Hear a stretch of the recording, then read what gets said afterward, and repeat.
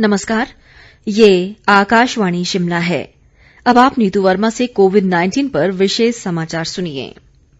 प्रदेश में corona virus के मामलों की संख्या 2500 से पार पहुंच गई है। हालांकि प्रदेश में आज अभी तक एक ही मामला सामने आया है। चंबा में आज सुबह एक सेना का जवान कोरोना पॉजिटिव पाया गया है। प्रदेश में अब कोरोना संक्रमितों की संख्या बढ़कर 2512 हो गई है।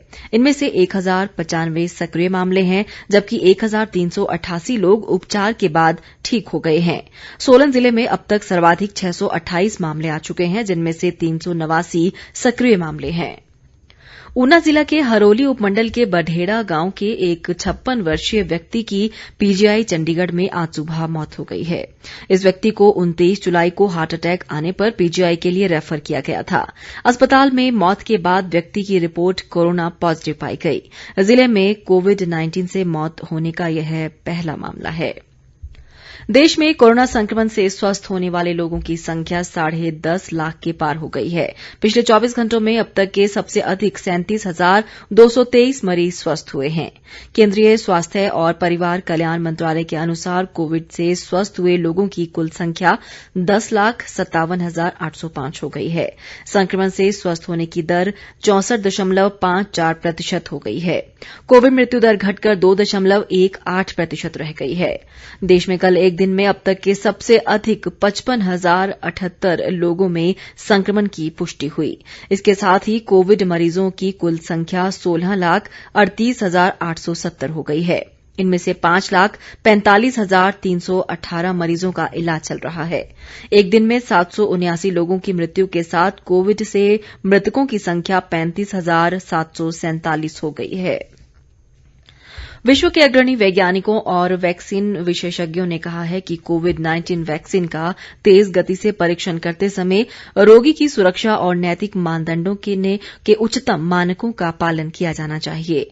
भारतीय आयुर्विज्ञान अनुसंधान परिषद ने वैक्सीन के विकास के बारे में नई विधियों पर एक ऑनलाइन संगोष्ठी का आयोजन किया। इस अवसर पर भारत के प्रधान वैज्ञानिक सलाहकार विजय राघवन ने कहा कि वैज्ञानिक समुदाय को इस महामारी का समय पर समाधान खोजने के लिए एकजुट होना होगा। उन्होंने कहा कि महामारी की स्थिति में वैक्सीन का विकास सामान्य दिनों की तुलना में बहुत अधिक चुनौतीपूर्ण है।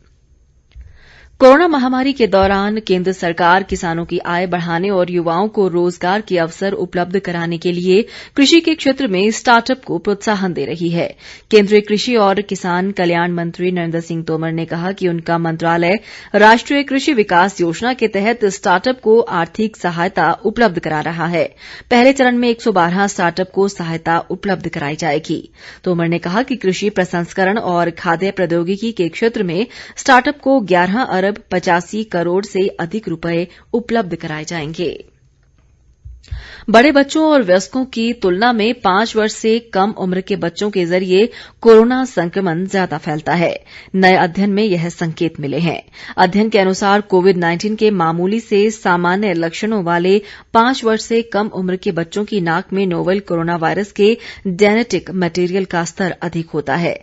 इस अध्ययन से दुनिया भर में स्कूलों और डे केयर केंद्रों को फिर से खोलने के बारे में चिंता बढ़ गई है। यह अध्ययन अमेरिका की जामा पेडियाट्रिक्स जर्नल में प्रकाशित हुआ है।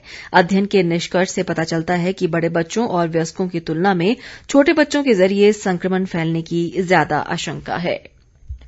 ऊना जिले के गगरेट व बंगाणा उपमंडलों की ग्राम पंचायतों में कोरोना पॉजिटिव मामले आने के चलते संबंधित क्षेत्रों को कंटेनमेंट जोन घोषित करने के आदेश जारी कर दिए गए हैं। यह जानकारी देते हुए उपायुक्त संदीप कुमार ने बताया कि भद्रकाली के वार्ड नंबर 7 के शेषभाग और ग्राम पंचायत चमियाड़ी के वार्ड नंबर 5 के रछोह गांव व वार्ड नंबर 4 के दरोह गांव को बफर जोन बनाया गया है। इधर ग्राम पंचायत नारी चिंतपूर्णी के वार्ड नंबर 1 और वार्ड नंबर 2 स्थित पंचायत घर को जिला ऊना की हॉटस्पॉट क्षेत्रों की सूची से बाहर करने के आदेश जारी कर दिए गए हैं। इसके अलावा नगर पंचायत गगरेट के वार्ड नंबर 4 और ग्राम पंचायत ओयल के वार्ड नंबर 7 को भी कोरोना हॉटस्पॉट क्षेत्रों की सूची से बाहर कर दिया गया है। इसी के साथ ये समाचार बुलेटिन समाप्त हुआ। हमारा अगला बुलेटिन आप सुन सकते हैं शाम 6 बजे। नमस्कार।